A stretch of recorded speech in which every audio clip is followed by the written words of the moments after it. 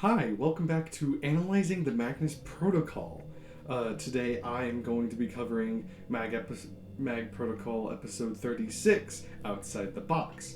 This one, we have another guest writer of season 2 by the name of Dylan Griggs, which this episode was also written by Alexander J. Newell, that fella, and of course editing by Johnny Sims, that hack. If you do enjoy the analyzing videos, please leave a like, subscribe, and comment any of your theories or suspicions that you have leading up to the rest of the episodes and the rest of the season in Protocol, as we are just only 6 episodes in as of me recording this. So, with all that out of the way, let's get into the episode Outside the Box. So we immediately begin in the OIAR. Celia, just talking to herself, trying to figure out what exactly she should classify a case as, when she stumbles over the word betrayal, and she starts having a panic attack. Our poor girl, but also you rat bastard. She begins, having a panic attack. She breathes in and out heavy. She's saying, everything's fine. Jack is okay. He's okay. I'm okay. And then Alice starts walking in and is like, hey, so this Colin thing, I think I got something on the notebook. He's like, are you alright? And Celia's like, yeah, I'm fine, And then Alice is... There's this really, really odd joke that Alice does joke. Because you don't look fine. In fact, you look enif. What? Enif. Opposite of fine. Maybe even kitsatnath. What? And Celia being absolutely confused, Alice then just is like, alright, what's 5 things you can see? And Celia's like, what the fuck? And, Alice just like, do it. So, this is like a calming down technique for someone having a panic attack. Like, oh, what's 5 things you can see, 4 things you can feel, 3 things you can hear, 2 things you can smell, and 1 thing you can taste. And basically, this helps Celia down a little bit, and they just have a little bit of normal conversation.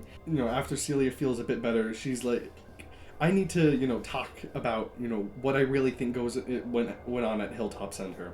And then Alice is like, oh, trust me, I know exactly what went on at Hilltop and what exactly that is. And Celia's like, what are you talking about? It's like, okay. And Celia and Alice says, yes, it is a portal from a hellish dimension where these evil demons come out, and that's what's been attacking us, and that might be what some of the statements are. And she's like, they're connected to alchemy somehow. And she's sounding like me talking about alchemy. And Alice is like, oh yes, and it's somehow connected with Colin's notebook and alchemy. And then we hear Gwen tapping on her office window, and Alice is like, alright, I'm gonna go deal with the boss, I guess. This is when Celia starts the next case. In which, let's see. So it's basically an online review of something called the Booth Mark II. This review made by an Arlo Slade, which is read by Norris. So basically, the Booth was a company founded recently by Lila Bailey and Chris Chavez, with a record-breaking initial funding back around in 2022, with Elric Capital Ltd. I'll get back on that in a second. The Booth Mark II is a typical photo booth kind of thing with high-resolution webcams around the inside. This enables 3D video calls between 2 people. The Booth Mark II apparently had a very extensive warning list, including to remove all other items from the room and to not have any doors or windows in sight of the camera array. Slade found this difficult to achieve, but he managed it by converting his bedroom, I believe. Literally as soon as he plugs in the Booth Mark II, it turns on. There's no on button, there's no nothing, it just turns on. Immediately bringing Slade into a call with a member of the Booth initiation team, which his name was Gregory. The team was supposed to help welcome new users into the how it works and whatnot. However, sometimes Gregory's projection was blurring, or it almost was dropping frames, so it looked like Gregory's body was morphing or shifting. Gregory then held out a peach to Slade, which who almost believed that the peach was in the room with him, when Gregory dropped the peach and it fell into Slade's booth. Slade then picked it up and it was a real peach. He looked, for some sort of explanation, like a hidden shoot or a little opening thing to where, this peach could have came out of, but there was nothing. Gregory said that Slade was, ruining the setup, but it also meant Slade's door and window were now in frame. Slade apologized, but Gregory ended up being furious, swearing at him. The screen went dark and the windows and doors of Slade's room had vanished. The room was now reduced to what only the booth Mark II could, see. Or was able to capture. Slade initially thought that this was some sort of illusion, but found that it wasn't an illusion, and he began to panic. He then began to calm himself, saying that, his blog wasn't originally about, survivalism and stuff, so he just, sit still to, save his energy. Over time, he slowly ate the peach, although he did go hungry quickly, and begin to imagine a hand reaching out of the booth Mark II and pulling him down into the darkness. He also prayed to the booth Mark II, a little funky, but regardless. He awoke to see Gregory watching him, then saying, "Yeah, this one's done, kill process." Slade staggered towards the booth Mark II and reached into Gregory's room, grabbing him around the neck. And then when the screen went black, it amputated Slade's hand, or fingers in the process, but he could still feel his fingers reaching around Gregory, trying to use him as a lever, and he was eventually able to find the edge of Gregory's side, and he heaved himself through, which Gregory's ear was mangled, and Slade's fingers were on the floor. Slade left through the door, though Gregory's house, which was empty, having anything, empty of nothing, basically, and he eventually went to the hospital. He left the review saying, "I intend to track Gregory down. After all, I still have his ear. In the meantime, though, keep an eye out for a tech bro with one ear and serious poor customer service. 1 star for quick delivery and solid packaging." So, after this, Alice is trying to explain to Gwen a whole bunch of weird tech stuff, which Gwen has no sense in making of any of it, and just genuinely confused. They also start talking about how they need to, keep and maintain a balance and an increase in the W, which I have no clue what the W could stand for. Although, there is a theory that whatever W in maintaining this is within, Freddy or whatever, could be whatever is going to be, the label, I guess, for whatever alchemy or whatever thing that this is. How Archives was the fear. This W stands for something that's going to end up being the label for the alchemy protocol weird nonsense.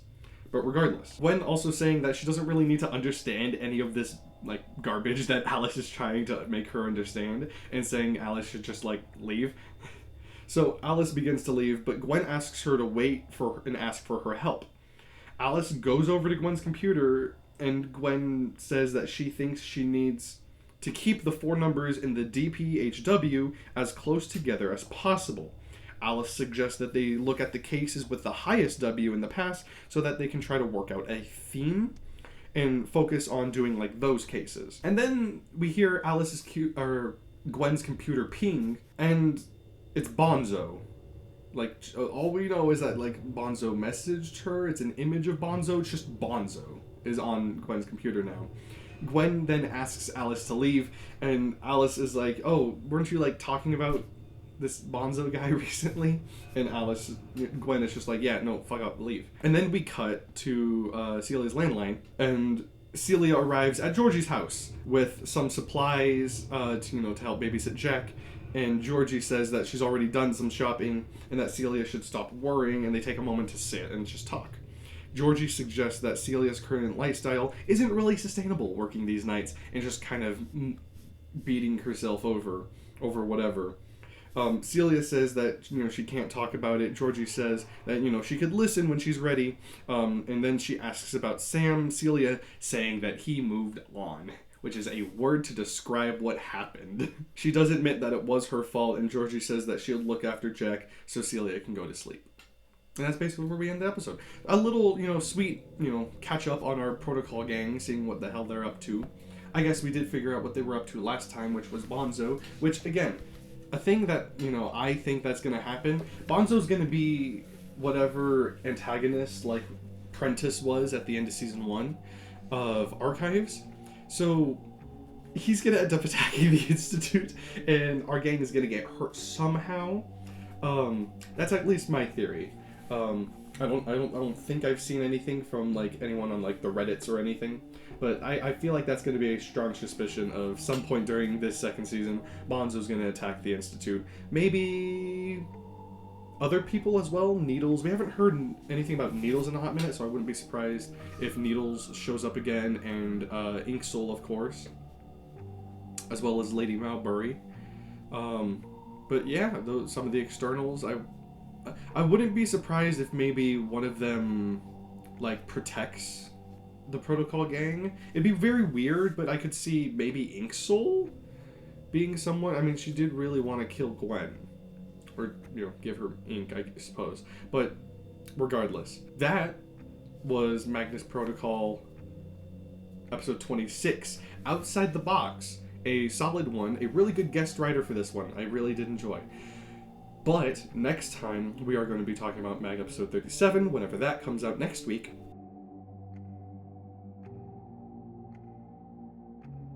So, I will see you all next time when we analyze Mag episode 37. If you did enjoy this, please do the things I already said before. I'm not going to repeat them again. And you have a wonderful day.